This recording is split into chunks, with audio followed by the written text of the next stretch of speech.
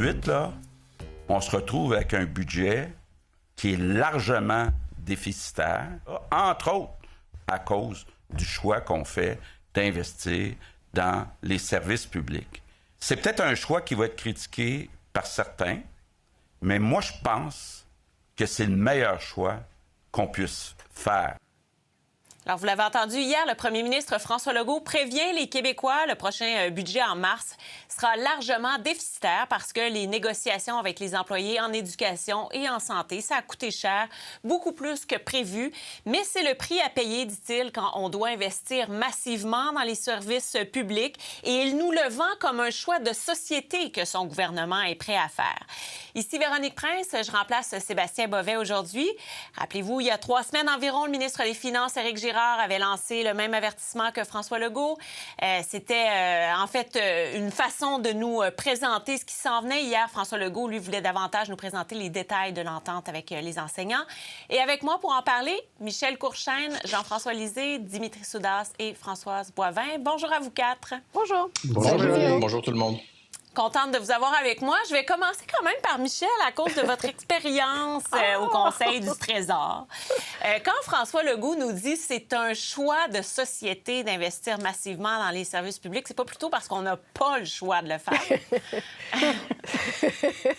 C'est une bonne question, Véronique. Je pense que c'est... Il faut situer ça effectivement dans le contexte d'une négociation et d'une négociation qui a été extrêmement difficile, peut-être une des plus difficiles des dernières décennies, entre autres parce que il y a la FAE qui est en grève pendant 5 semaines. Alors, c'est sûr que quand on est au gouvernement, à un moment donné, il faut régler. Et ce gouvernement, dans des contextes qui étaient le leur, pénurie de main-d'œuvre, mais des fois, je trouve que la pénurie, elle a un dos large. Donc, ils ont fait aussi le choix, puis moi, je ne le conteste pas, ce choix-là, d'augmenter les salaires. Et là, on ne pourra pas dire que les enseignants au Québec sont pas suffisamment payés. On peut toujours avoir plus, mais quand on regarde l'évolution des salaires, effectivement, c'est un choix que le gouvernement a fait, mais qui traduisait un peu d'impuissance, c'est-à-dire l'impuissance de pouvoir répondre à l'enjeu de la fameuse composition de la classe. Puis, ce que j'ai apprécié hier du point de presse, c'est que pour la première fois, Bernard Drinville a quand même pu mieux décrire le soutien qu'on va apporter aux enseignants à partir de maintenant. Alors là, on peut se poser la question, est-ce que le verre, il est à moitié vide ou il est à moitié plein? Et à un moment donné, je pense qu'il faut tourner la page. Hier, M. Legault pensait tourner cette page-là. Malheureusement, la façon dont il a abordé la question du déficit, c'était peut-être pas la meilleure façon de le faire. On est content, comme contribuable, de savoir qu'il y a un déficit qui s'en vient, mais savez-vous quoi? On le savait qu'il y avait un déficit qui s'en vient. Ceux qui suivent un peu l'actualité se disent, toutes ces augmentations-là, est-ce qu'on a l'argent pour les payer? Donc, il a voulu mettre la table, mais la façon dont il a mis la table, c'était pas si positif, d'une certaine façon, pour les syndicats. Mais moi, ce que je dis aujourd'hui, c'est que c'est fait, l'entente est acceptée, il y a des bonnes augmentations de salaire, il y a du meilleur soutien, c'est pas parfait, mais aujourd'hui, comment on peut travailler ensemble? Comment les syndicats et les enseignants et le gouvernement vont pouvoir donner une suite à des gestes concrets. Puis je suis un peu d'accord avec Bernard Drinville. Il faut envoyer un message positif, puis il faut essayer d'être rassembleur. Parce qu'à partir de maintenant, moi, je disais toujours, quand j'étais ministre de l'Éducation, comment ça se passe à l'école du coin de la rue? Et ce qui est important, c'est l'école du coin de la rue. Comment on peut relever les défis et comment, avec 4 000 aides additionnelles à la classe, avec 5 000 enseignants permanents de plus, avec des techniciens en éducation, avec peut-être des stagiaires des universités qui vont pouvoir accéder aux classes, mais comment, localement, on peut assurer la réussite scolaire des enfants en difficulté, surtout? Parce que c'est ça la grande préoccupation, c'est les enfants en difficulté d'apprentissage. Et ça, moi, je dis aujourd'hui, bien, il va falloir que localement, à la fois les enseignants, les patrons des centres de services scolaires et oui, le ministre qui devra avoir ce discours rassembleur, mais qui devra faire les suivis requis pour s'assurer que cette convention va avoir des effets le plus bénéfiques possible pour les 5 prochaines années. Ça, c'est le gros gain du gouvernement. Une convention pour 5 ans, ça, c'est un immense gain pour le gouvernement. Dimitri voulait ajouter quelque chose, mais justement, vu que vous m'ouvrez la porte, Michel, on va le montrer, le tableau, là, pour que les gens comprennent certains détails qu'il y avait dans cette entente-là. Vous l'avez fait mention, là, ajout de 4 000 aides à la classe pour les enseignants, création de 5 000 postes permanents, puis on dit que les augmentations salariales, tout dépendant de où l'enseignant se trouve dans l'échelon, entre 18 et 27 %. Allez-y, Dimitri. Oui, et que font les leaders syndicaux entre-temps? Ils sont en train de critiquer l'entente qu'eux-mêmes ont négociée. Ils sont en train de critiquer l'entente qu'eux-mêmes ont acceptée, comme si quelqu'un d'autre négociait, comme si quelqu'un d'autre a accepté cette entente. Et aujourd'hui, ils sont en train de miner la crédibilité de cette entente. Donc, c'est pas juste le gouvernement qui doit voir son verre comme moitié plein, mais les syndicats sont en train de voir leur verre comme moitié vide. Donc, quel message est-ce que les leaders syndicaux envoient à leurs membres? C'est que cette entente ne fait rien pour progresser. Puis, encore une fois, la priorité, c'est les étudiants. Quand on regarde l'augmentation salariale de 18 à 27 %, c'est quand même important. Quand on voit la création de 5 000 postes, et bien sûr, le défi de combler ces 5 000 postes, quand on voit la création de 4 000 postes additionnels, les mesures de cette entente, puis hier, le premier ministre Legault n'avait pas tort.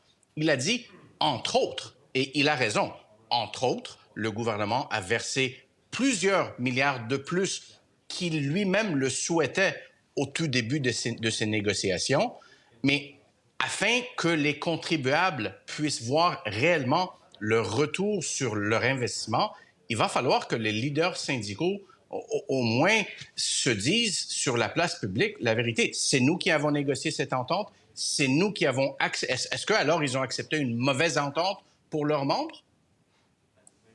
Mais justement, Françoise, je vais aller à vous parce que je me demandais, c'est quoi l'intérêt de sortir un dimanche comme ça? Les votes ne sont pas tout à fait terminés. Il y en a qui vont se conclure aujourd'hui. Bon, on jugeait du côté du gouvernement qu'à ce moment-ci, ça n'allait plus influencer le résultat du vote parce qu'on est suffisamment avancé dans le processus.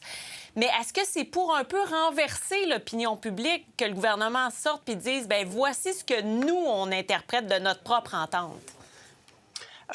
Probablement, en partie, vous avez raison, Véro, mais je pense que le message, moi, c'est drôle, le message principal que j'ai ressenti des trois personnages lors de leur conférence de presse, c'était sur le déficit qui s'en vient. Parce que dites-vous une chose, ça achale François Legault, qui avait mis une date où le déficit était pour être résorbé, qu'on serait dans le retour vers l'équilibre, qu'il n'y aurait pas d'austérité. Ils ont une crainte. Ça va tellement mal du côté du gouvernement caquiste à tous les niveaux. Là. Chaque semaine, il y a un dossier, un autre dossier. Vous êtes à la colline, à Québec. Vous le voyez, vous l'entendez, vous le vivez. Ils sont nerveux. Alors, ils ont voulu sortir et je pense, moi c'est comme ça que je l'ai reçu, comme disant, écoutez, vous allez entendre parler d'un gros déficit dans pas très longtemps, là, d'ici quelques semaines. Le ministre Girard va sortir son budget. Et, on a fait des choix. Puis là, il essaye d'avoir l'air de jouer sur deux tableaux. Alors, le message, c'est le déficit. En deuxième, c'est de dire, on a choisi les services publics. Fait que, tu sais, c'est pas nécessairement de notre faute, mais je pense que vous êtes d'accord, tout le monde, Québécois, vous tenez à vos profs, à vos écoles, au système d'écoles publiques. Alors, voici... C'est en partie, parce que le premier ministre a quand même pas dit que c'était toute la faute des professeurs, là, puis du côté de l'enseignement, mais que c'était une bonne partie du déficit à venir. Alors ça, en relation de travail, pour avoir fait ma carrière là-dedans, c'est très mauvais. Je comprends ton message, Dimitri, de dire « il faut que les syndicats s'assument ». Non, mais quand même, tu sais, c'est les profs qui ont été chercher Non, ça. mais il dit clairement, mais Françoise, il dit clairement, c'est la bonne décision. Quoi plus est-ce qu'il peut dire? Non, mais c'est pas ça que je te dis, mais c'est quand tu donnes... quand même que tu dis aux professeurs, hey, t'es en partie la faute du déficit, les gens sont un petit peu offusqués. Ça aide pas. Des gens qui ont voté de façon très serrée. Faut pas penser que les relations de travail sont au beau fixe. Alors, c'est dans la façon de faire, de sortir ton message. Il aurait pu être dit bien d'autres choses. Oui, on a fait le choix de ne pas retourner à l'équilibre budgétaire. On n'ira pas du côté libéral puis l'austérité. On va simplement retarder un peu le retour à l'équilibre parce qu'on croit dans nos services publics et on croit dans le fait d'investir là-dessus. Et le ministre Drainville aurait pu, je pense qu'il avait le bon ton, mais il aurait pu peut-être être un petit peu, dans mon livre à moi, proactif, puis dire, j'ai l'intention de mettre sur pied des États, j'ai l'intention de faire ci, parce qu'il faut, tout le monde a un peu de déception. Nous, on pense qu'on a donné plus qu'on voulait en donner. Eux trouvent qu'on n'a pas résorbé les questions de classe, d'élèves par classe, de ressources, etc. On s'est tous bien entendus là-dessus et on va avancer de façon positive. Alors que là, on se retrouve à quoi? Un blâme l'autre. Là, on parle de déficit. Le déficit va faire partie de beaucoup de chroniques puis de débats publics. Les profs, qui sont déjà pas enchantés par l'entente, même s'ils l'ont voté, ils vont se dire, bon, c'est ça, c'est de notre faute. Fait que je me dis, quelque part, là, il va falloir que quelqu'un soit un peu pas jovialiste, mais ramener un petit peu tout le monde dans la même direction. Mais on comprend qu'il a voulu préparer les esprits, comme l'avait fait son ministre des Finances en nous disant le retour à l'équilibre budgétaire, ce sera peut-être pas finalement pour 2027-2028, parce qu'on est déjà en fait en déficit, mais ça va venir plomber le déficit. Mais je me demande en quelque part, Jean-François, est-ce que c'est une manière aussi de lancer un message aux autres groupes qui sont en négociation, qui vont entrer bientôt en négociation? On peut penser aux médecins spécialistes, par exemple. Les infirmières, c'est pas fini. Est-ce que c'est une manière de dire, venez pas nous demander plus d'argent, on n'en a pas? C'est un très bon message aux médecins, ça c'est sûr. Aux infirmières, on en parlera. Mais moi, je voudrais prendre un pas de recul là, et de dire, M. Legault est un ancien ministre de l'Éducation. Il ne voulait pas le devenir à l'époque. Lucien Bouchard lui a dit, regarde, tu vas aimer ça. Il a adoré ça. Et ensuite, il nous a dit, moi, je crée la CAQ, entre autres, parce que la priorité, ça va être l'éducation. Il s'était même posé la question, parlant des médecins, pourquoi est-ce que les enseignants ne gagnent pas aussi cher que les médecins? Bonne question. Il posait cette question-là à l'époque. Bon. Mais si on regarde les 6 ans du gouvernement de la CAQ, le réinvestissement en éducation, il est majeur. Il est majeur. Je veux dire, non seulement ils ont rétabli toutes les coupures que le gouvernement Couillard avait fait, ils en ont rajouté, ils ont augmenté dans les infrastructures les sommes pour la rénovation des écoles. Évidemment, c'est pas fini parce qu'il y en a tellement à faire. La première entente avec les enseignants, il y a 4 ans, était qualifiée d'historique aussi par les enseignants. Celle-ci l'est encore plus.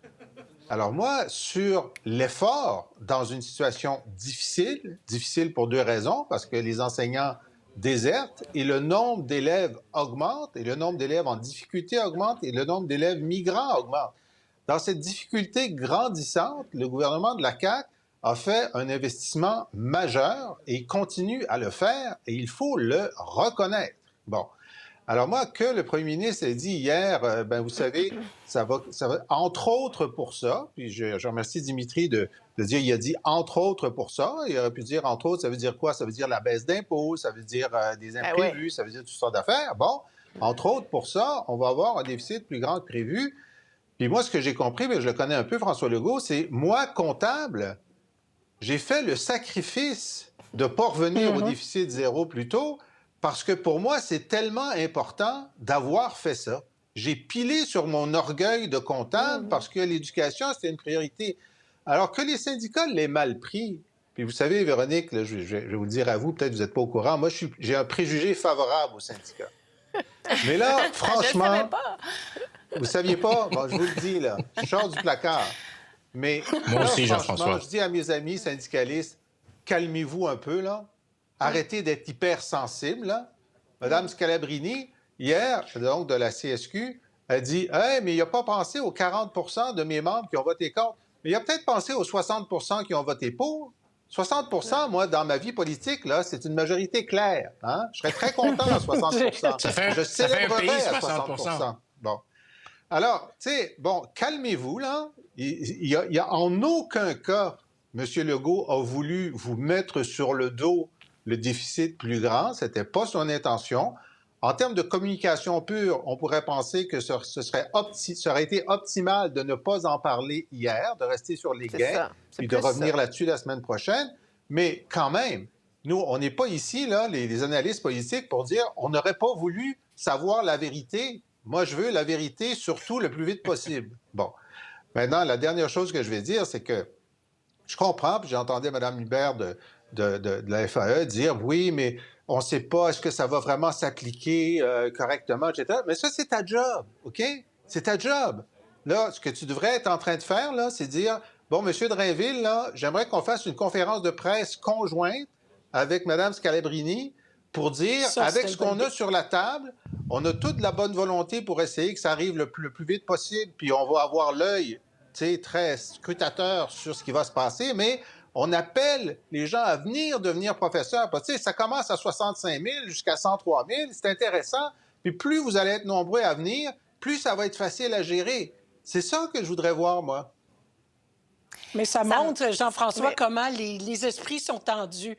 Tu sors pas de X nombre de journées de grève sans qu'il y ait des effets. Ça va prendre un certain temps, ça va prendre des doses de patience, puis surtout du leadership. Et le leadership, tu as raison de le dire, devra venir de la tête syndicale, mais aussi du gouvernement, des personnes en place, du ministre. J'attends davantage des leaders syndicaux à ce moment-ci pour le bien de leurs syndiqués. Ils sont en train de penser, je suis d'accord, mais là, ils reçoivent des contre-coups de plein de monde. Ils sont encore à l'étape de faire comprendre à leurs propres membres l'entièreté des conventions collectives puis des clauses. Ils n'ont même pas fini de les écrire. Alors, quelque part, ils reçoivent des coups par leurs syndiqués, puis ils pensent, ils en quoi un peu sensibles, mettons, après toutes ces... J'essaie pas de les justifier, mais je comprends. Partout où je suis allée en négociation, et chaque fois que les gens me disaient « Hey, une grève, ça sert-tu à quelque chose? » Je disais souvent m'a dire à pas grand-chose, parce que les contre-coups après, ça prend tellement de temps de s'en remettre. Alors, il y a un peu de tout ça. C'est beau, vu de notre piédestal à nous, de dire qu'il devrait faire ci, devrait faire ça, mais sur le terrain, des fois, les coups, là, ils sont un peu vicieux de part et d'autre. Dimitri, allez-y. Après ça, je donne la parole à Michel. Je vais revenir sur les infirmières. Allez-y, Dimitri. Oui, et très rapidement. Mais Françoise, c'est simple. Les syndicats doivent s'assumer. Ils ont conclu des ententes. Au lieu de critiquer ces ententes sur la place publique, ils doivent dire à leurs membres que regardez toutes les bonnes choses, regardez toutes ces avancées que nous avons faites. Et vous avez mentionné la FIC, Véronique. L'exemple parfait de l'activisme syndical. Hier, la présidente de la FIC a dit, je la cite, « Cette offre représente tout le respect que le gouvernement Legault a pour les femmes qui portent le réseau. » Donc, essentiellement, ce qu'elle dit, c'est que le gouvernement Legault ne respecte pas les femmes. Est-ce que c'est vrai? Bien sûr que non. Donc, à un moment donné, il faut faire la différence entre négociation et activisme. C'est clair que ça a fait réagir. Puis hier, le syndicat, justement, la FIC qui représente les infirmières, est sorti au moment où il y avait cette conférence de presse de M. Legault. Michel, pourquoi ça piétine, d'après vous, avec les infirmières? Pourtant, il y a un conciliateur au dossier depuis presque 2 mois. Ça ne devrait pas normalement avancer mieux avec lui? Bien, la semaine dernière, j'ai essayé d'écouter attentivement les parties impliquées. Et honnêtement, Véronique, qui dit vrai? C'est dur à dire. Difficile. Qui dit vrai sur la flexibilité? Qui dit vrai sur est-ce que c'est volontaire de demander aux infirmières de changer de département, de passer de la psychiatrie à la chirurgie? Est-ce que c'est vrai qu'on demande de changer, qu'on oblige de changer d'établissement? Le gouvernement dit on va simplement le faire quand c'est volontaire de la part des infirmières, puis on va leur donner un incitatif financier. La FIC, la semaine dernière, amène avec la présidente 2 très jeunes infirmières qui témoignent d'une situation où on les a obligées à changer de secteur et de service en disant on n'est pas formé pour ça.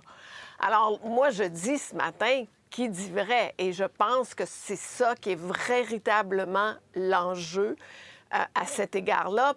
Et j'oublie, là, on pourrait se dire, est-ce que, par exemple, une infirmière qui n'a pas le goût, elle y va pas pendant qu'il y a des besoins criants ailleurs? Moi, je veux comprendre la responsabilité professionnelle des infirmières. Et je crois qu'effectivement, que dans notre réseau, on ne peut pas passer de la psychiatrie à la chirurgie en peu de temps. Ça ne se peut pas. Sans mettre à risque. Bien, formés, ils ne sont pas formés pour ça.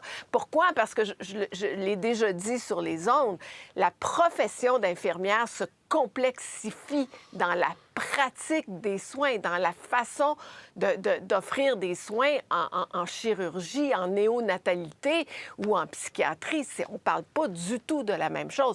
Elles ont des formations de base, mais par la suite, si ça fait, je ne sais pas, moi, 5 ans que tu travailles en chirurgie, bien, ou 5 ans que tu travailles en psychiatrie, c'est pas interchangeable. Alors, c'est pour ça que moi, je dis qui dit vrai, dans quelle situation, dans quelles circonstances.